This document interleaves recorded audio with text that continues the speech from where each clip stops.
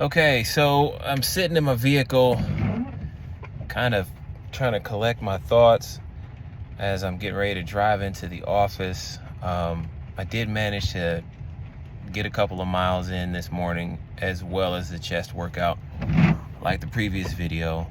And I started thinking about what I was saying as far as being a small business owner and trying to address the many hats that you have to wear. And I think that as a small business owner, there is a hat that doesn't often get put out in the forefront that probably should be put out in the forefront, and that is the communication hat.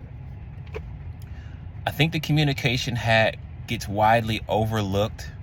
Some people just take it for granted, but as a business owner, or just in life in general, as a person, when you don't have open lines of communication with a significant other, a business partner, a friend, or a confidant, they just assume that everything is okay, or they assume that you don't need something there, or they assume that you're not empathetic for them.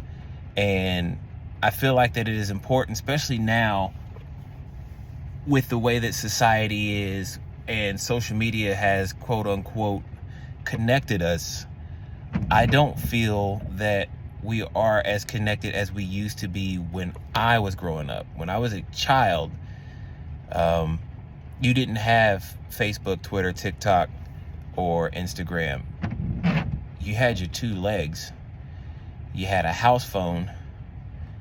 As you got older, you got a pager. You had a bike. You went and knocked on your neighbor's door to go and talk to them, or you socialized a little bit in school in between classes and things like that. And I feel like we need to get back to that.